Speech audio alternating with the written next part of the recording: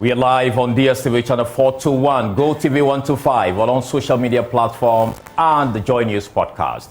My name is Carlos Caloni. Our headlines this hour. Parliament approves controversial anti-gay bill that prescribes a 3-year jail term for engaging in LGBTQ plus activities and a 5-year imprisonment for promoting LGBTQ plus activities.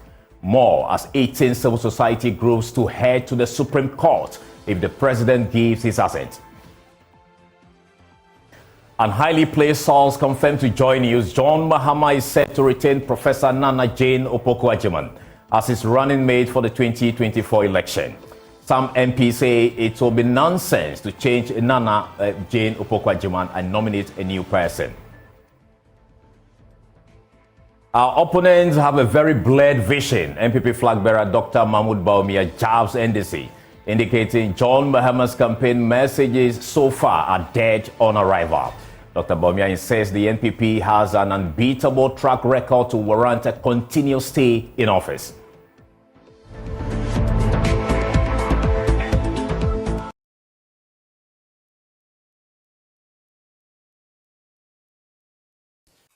Now, after more than 2 years of being filed in Parliament, a controversial anti-LGBTQ has been unanimously approved by Parliament, despite Majority Leader Alexander Afenyo-Markin pleading for time to propose further amendment.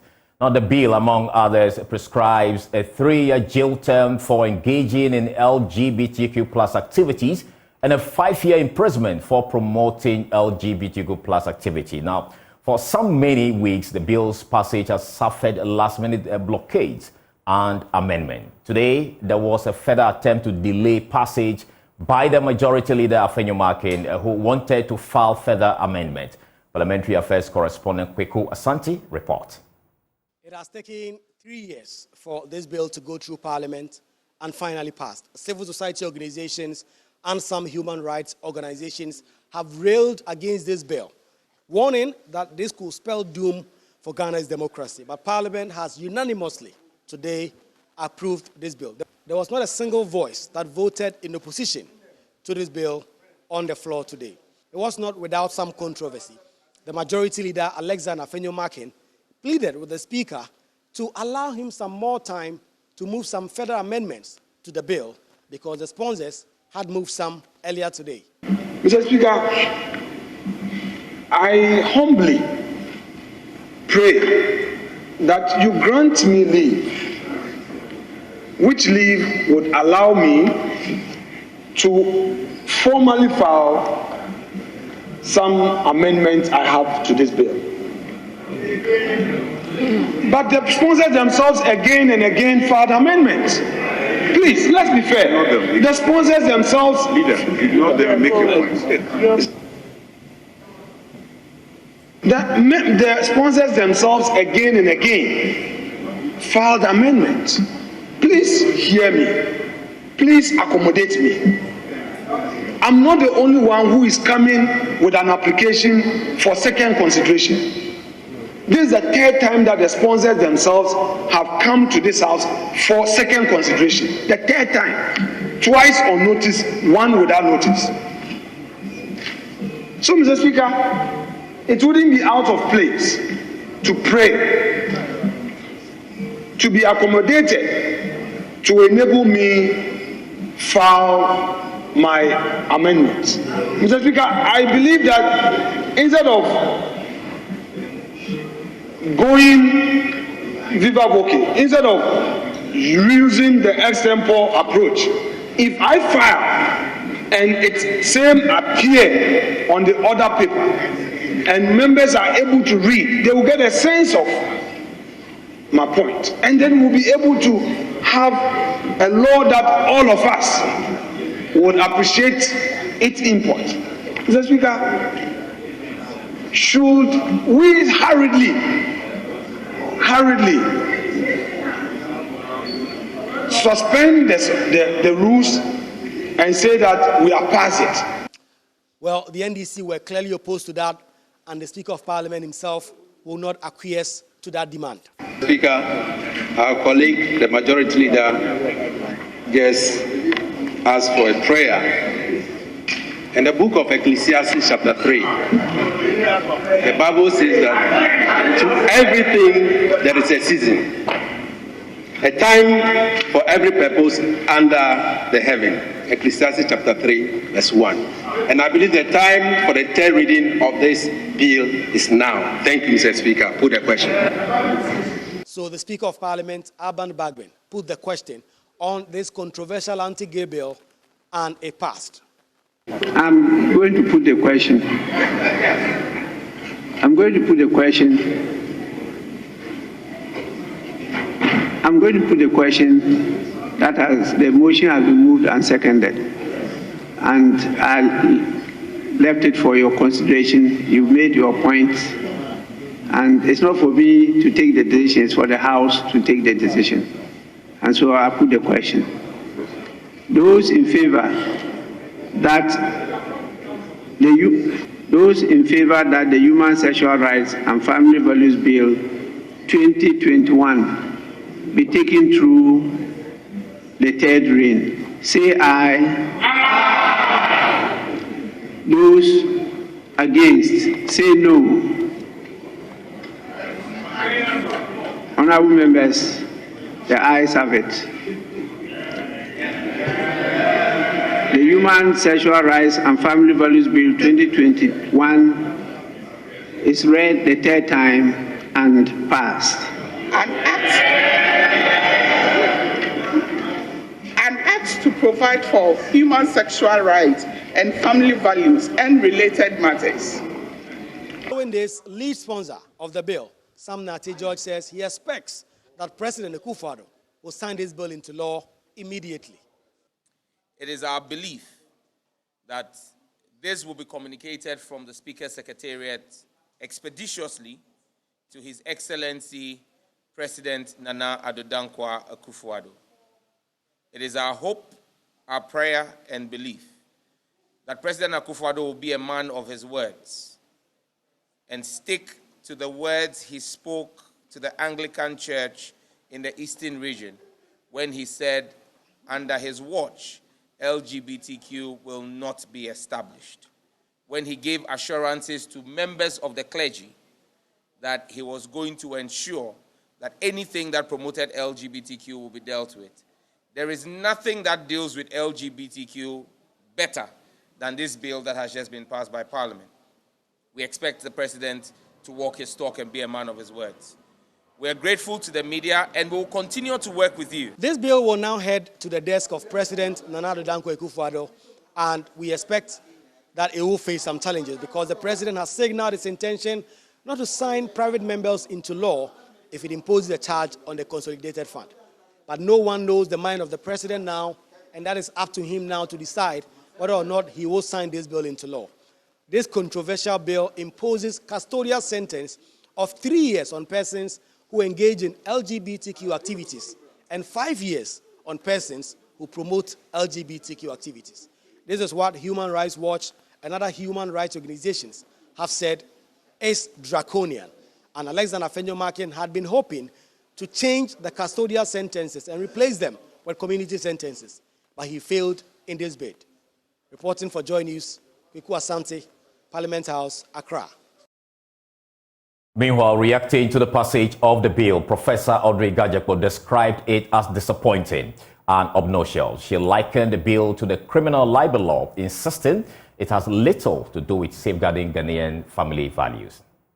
Not surprised at all, but disappointed that, with all of the opportunities we've had since 2021, when this bill was proposed, our parliamentarians didn't see good reason to decide that this is not a bill that belongs in a democracy. It's an obnoxious bill. It's kind of like criminal libel, which the colonialists introduced, and we retained it, and it was used improperly against people, including journalists. We will come to find that this is like that. And let's hope that a right-thinking government will come into power and repeal the bill. So what is next for the coalition? 18 of you. What is next for you? Now that Parliament has taken its decision, now it is just one step away from becoming a law. Yes. But from your position, what more are you willing to do to ensure that it does not see the light of day? We're going to continue our advocacy and continue to repeat like a broken record, but worth repeating, why this bill is harmful to our country's democracy and our country's development, okay? And we hope that the president will listen. So we will make representation to the president not to assent to the bill. If that fails, because you see, I personally believe that this bill's proposal through enactment, even the argumentation, has very little to do with wanting to safeguard Ghanaian family values, because that the present danger, that which endangers our family values, were never addressed in this bill. Now, away from the bill, as the NDC Council of Elders and National Executive Committee prepare to deliberate on John Mahama's choice for running mate, a highly placed source has confirmed to JoyNews the NDC presidential candidate will nominate Professor Nana Jane Opoku-Agyeman to partner him. Now, the former UCC Vice Chancellor partnered the former president in the 2020 election. Parliamentary Affairs correspondent Kweku Asante has been speaking to some of them. I think all the names you have mentioned are more capable than Dr. Bawumia. But I really don't think that it will make any sense, changing the running mate we used in the 2020 elections. It is very clear that there was some impact being made, by the running mateship of, Prof. Nana Jane Mensah, and it wouldn't make any political sense for us to attempt to even do so. So I really don't think that there will be any changes. I'll be shocked if there is any changes. And the only way there could be a change is if Prof. Nana herself says she's no longer willing to contest. Why should it be another name? There are those who say that Nana Jane did not contribute to the NDC's success in 2020 and that he couldn't win anything in Central Region. Then they should go back and read their notes, because she was supporting way back before she came to the limelight. People were supporting behind, and she was part of those people. Look, it is time for women, and we are starting from vice president, and this time it will happen live. And I believe the choice of a female running mate shows a commitment to gender equality and participation in leadership. John Dramani Mahama has made it and is going to do it again. He did it the last time. We couldn't get a general election because of one or two reasons. And this time, she's going to name her again, and this time we are going to have the first female vice president for Ghana. I am a gender activist. I'm very sensitive when it comes to gender. And for me, the lady or our mother, Nana Jane, did marvelously well with JM, having partnered JM. She went round side by side JM doing her campaign in different locations, accompanied by our able Honorable Ablakwa and a team, while JM was at a different direction. I remember even my constituency, she came through Bole Bambwe to lift my hand before later His Excellency JDM also came, and she pulled the crowd that we needed. It is time we have a lady coming up into this nation politics, and we don't need to just have a face once and retire the person. For me, in person, if I'm giving the nod, she's a perfect choice. She has to continue. Now, flag bearer of the governing NPP, Dr. Mahmoud Bawumia, has described the campaign message so far by the opposition NDC as dead on arrival. Dr. Bawumia, who was speaking at the inauguration of his campaign and manifesto team, cited the NDC's promise to equip all public, tertiary and secondary institutions with Wi-Fi zones for educational purposes, which he says the NPP government has already implemented. There's more in the following report. The MPP flag bearer, Dr. Mahmoud Bawumia, has further indicated that the NDC has a very blurred vision about policies and clueless on the direction they will take the country if elected. It's very clearly laid out vision. Our opponents have a very blurred vision that they really don't know where they want to take us. They are announcing promises of things that we have already done. Did you hear that they want to do free Wi-Fi in senior high school? Can someone tell them that it has already been done? I mean, just whisper. A little research, they would have known.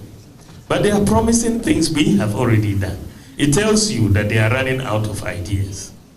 When you start copying ideas of your opponent and trying to present them as yours, it tells you they are running out of ideas. So, Dr. Bawumia, however, did not mince words in describing the NDC's understanding about managing the economy and insists the MPP has an unbeatable track record to warrant it a continuous stay in office. Across it's amazing that you're going for a contest with your opponent to get to be promoted to the next level or what. And meanwhile, when you start the exam, you beat them in every single subject. Meanwhile, they are trying to convince the public that they are better than you. What sort of mathematics is that? I mean, really? You score 70%, they score 30%. And they are trying to say their 30% is better than you. It doesn't make sense.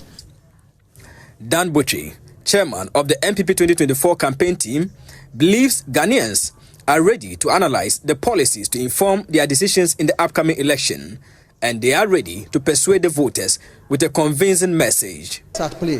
Why did the Ghanaians renew my mandate in 2016? Why did they reject me again in 2020? Did I do anything wrong? Is it that I couldn't read the mood of Ghanaians? So what new thing should I bring? And you have 8 years at your disposal to come back and hit Ghanaians with something new. I'm not sure you have been hit by anything from President Mahama or NDC. Anything new? Anything new? Tell me. Let's do the analysis. 8 years.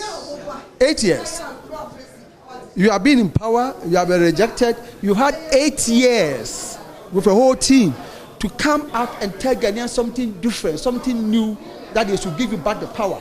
8 years. And you are mentioning 24-hour economy? Please. This is what Ghanaians we are going to analyze. One issue that has come out forcibly is who partners Dr. Mahmoud Bawumia in the upcoming election. Chairman of the MPP Manifesto Committee, Osechi Mensah Bonsu, has this to say. We are not in competition with the NDC. No. But how soon will that come out? The burden the presidential candidate. Right. I've kept saying that nobody should attempt in any manner to force anybody on the presidential candidate. He is intelligent, he's analytical, and he's broad-minded. And he's being very consultative in whatever he's been doing. Let's leave it with him. Nobody forced anybody on Adubuahi when he led this party. Nobody foisted anybody on President Akufo. Nobody foisted anybody on the current president. So why should anybody be making any attempt to, as it were, force anybody on the presidential candidate? Let us leave it with him. The buck stops with them. Of course, when he has done so, he will need to consult the National Council. And I know he will do the best for the country. Thank you very much. The Manifesto Committee of the MPP in the coming days will be opened for public inputs. Samuel Mbura, Joy News. Away from politics, the Public Utilities Regulatory Commission, PRC, says the recent power outages in most parts of the country is due to the unavailability of enough fuel to power the plant that will help keep the light on. Now, this assertion was also confirmed by our sources in the energy sector, who say the erratic power supply will linger for long and advised Ghanaians to prepare for a long spell of doomsday. Let's listen to the Director of Research at the PRC, Dr. Eric Obute, who says his outfit will soon engage the independent power producers and other parties to find solutions to the erratic power supply. We have contacted them, and then one of the issues that they came up was to do with fuel which was not available and that has also been sorted out. So for now, the company PULC is having a discussion with the generators and the distribution company as to exactly what the issues are that we are having so much power outages. So today, for instance, there was supposed to have been a meeting at the ministry. I was not privy to be part of that meeting. So unless I get back to my boss to brief me on exactly what transpired at the ministry today, then I can give you full details of that. But for now, all I know is that there was shortage of gas, for which reason we're having power outages. When it comes to power outages, we PULC, we are regulators, we actually do not do maintenance works. So that has to be done by GRICO, ECG, VRA, or the generators. So what we, the regulators, do is that we call them and find out exactly what the issues are and how these issues are being addressed. And then we give some timelines as to when these issues can be fixed.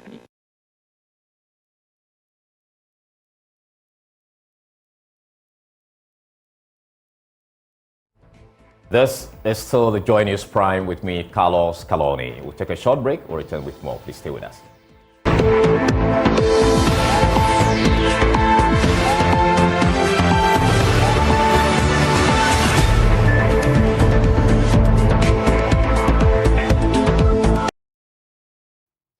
Welcome back. Now, the National Health Insurance Authority has admitted to the challenges of the scheme, but says it is putting in place measures to deal with institutions and individuals sabotaging the scheme. JoyNews has been putting a spotlight on the challenges subscribers of the scheme go through before accessing healthcare. Now, spokesperson of the National Health Insurance Authority, Bremer Sapon, says the authority is worried about how subscribers of the scheme are made to pay for medicines and services the scheme covers. We'll bring their response shortly. But first, let's take you to the Bono region, where the subscribers there, the hope they have in the scheme is waning. It's really sad to see that the policy has ended up this way. Because I quite remember those days, we used even to criticize the policy in a way that, when people go for labor, they don't pay anything. And somewhere along the line, we're even criticizing that there will be high dependency ratio because of that. So the poor were really benefiting at the initial stage of it. But today, it is no more like that.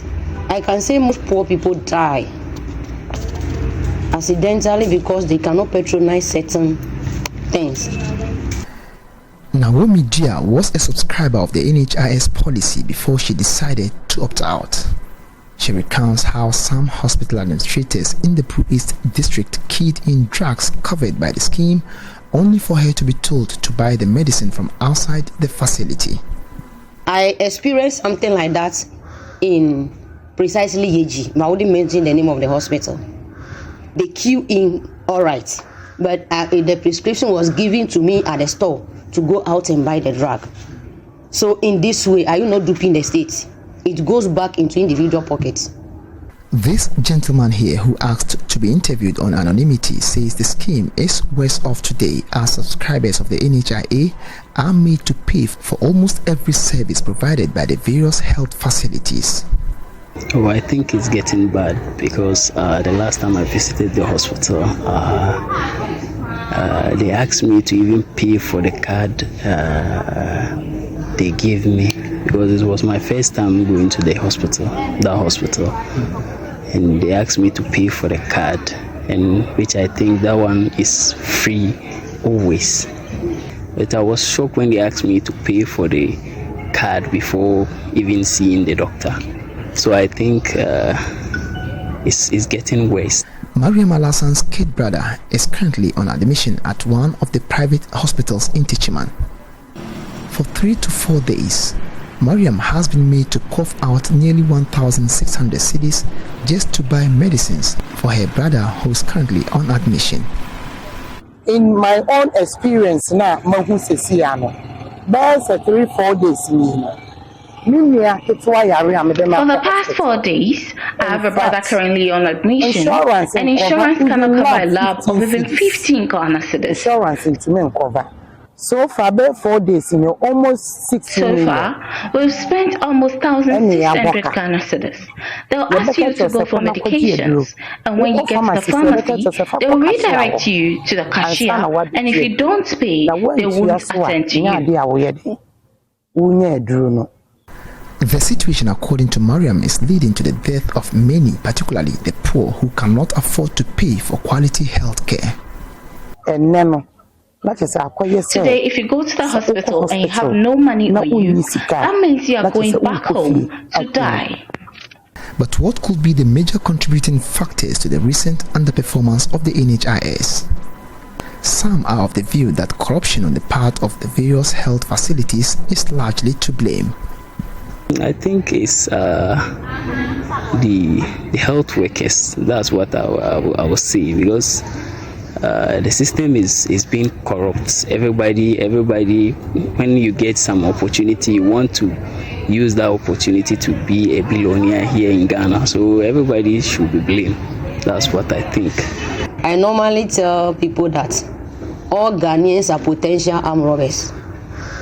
We are bound to dupe the state at any point in time. So I think our hospital administrators, the PROs of the policy, and there's some doctors in the state, they have rendered the policy irrelevant, and the policy has failed due to those people's behavior. The situation isn't any different in the rural settings, where some subscribers say the collapse of the scheme is pushing them into resorting to self-medications. Ya Margaret is a mother of 6 who resides in Duama in the Nkranza North District. We are a Because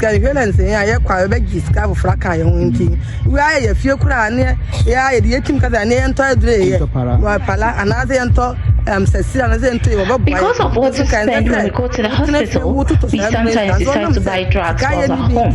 Meanwhile, we know very well that that's not helpful to our health, but we have no other option.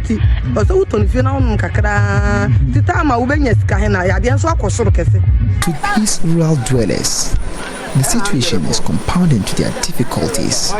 Apart from paying for transportation from their communities to the nearby health facilities in Nkranza and Techiman, they are also made to pay for their medications. In the past, insurance covers almost everything, but the situation has changed. We spend money on transportation and then spend on almost every treatment at the hospital. Others also believe that the only way out is to privatize the scheme in order to save it from total collapse. I wish if the policy will go into divestiture rather than government owning it solely, because when it goes through divestiture, a whole lot of things will change. And I think those who took advantage of the policy and then duped the state wouldn't do it that way, because there will be a whole lot of research into it, and then they will keep a whole lot of negative things that are out of it, and they will realize the positive aspects of it.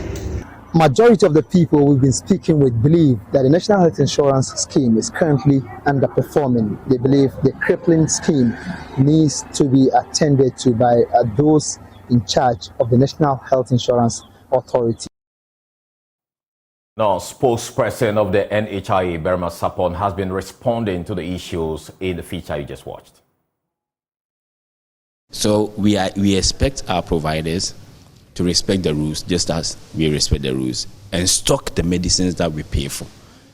And if they actually do go by the terms of our contract, there won't be many of these stories that a patient comes and we don't have NHIS medicines, to the extent that we even create impression as though NHIS medicines are any less efficacious. It's just not fair. And all these things that we are talking about, what is going down the drain is public funds, because we are paying 100 to 150 million every month to providers. I can tell you on authority that most of these providers, about 80% of their internally generated funds come from NHIS. So I think it's a genuine frustration, and we should not let our people go that frustrated. And you see, when it so happens, it is somebody earning double, because no facility working with NHIS or no facility having been credentialed by NHIS will bring a claim and say that somebody paid 10 cedis, so add 10 or 20 cedis to it. Almost everybody who submits their claims come for full claims. So if you are coming for full claims, what is the business about taking monies from members? It is just unfair. It is our monies going down the drain. And I believe all of us, providers, must do their best, just like NHIS is doing our own. I mean, if any provider has any issue for doing that act, we are always open. Our doors are open to them. They can come and complain to us. They can come and sit with us. Our CEOs have gone around to sit with all of them, have engaged them extensively.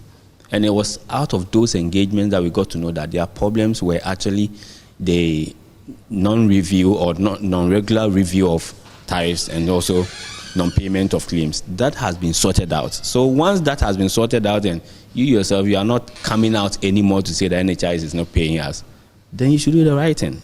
So at the moment, what should subscribers to the NHIS, what should they do? Because now they go, they have the card all right, but the services that have been listed that NHIS should cover is not covering. Where do they tend to? Who do they talk to?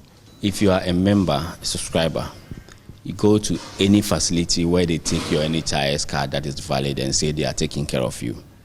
Insist on what is due you. And if they tell you anything is not covered, insist on receipt. Because the only way we can verify some of these things is when you bring us receipt. We have what we call the pulpit policy. Now we are placing pulpits in major centers, and very soon almost all centers or all provider sites. And our members or our staff will be standing behind it. So any issue you have that is NHIS related, you approach them. Apart from that, you can also go to any of our district offices. We have over 170 district offices across the country. Now, Ghana's effort to achieve the Sustainable Development Goals have received a boost as a non-governmental organization. Helping Africa Foundation is pledging to assist the country on this path. Now, Helping Africa Foundation is implementing measures to help equip students and teachers with modern STEM education model to meet the Sustainable Development Goal 4, which is aimed at ensuring that every child receives quality education. There's more in the following report. The annual Impact Roundtable discussion and reporters competition is aimed at training young students to utilize ICT tools and equip them technically. This initiative serves as a blueprint for exploring transformative power of robotics technology within the educational landscape. The event seeks to provide quality education to satisfy the Sustainable Development Goal 4. The Deputy Director for Helping Africa Foundation, Jonathan Wessner, encouraged women to be interested in technology-related topics to help promote STEM education for all. One of the things that we're focused on doing is dealing with the Sustainable Development Goals, and one of those goals is gender equity or gender equality.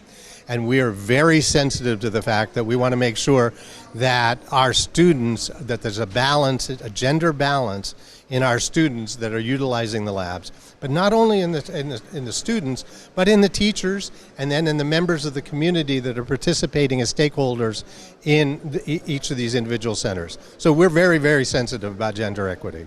The roundtable discussion addressed some technological challenges faced by students when utilizing ICT tools.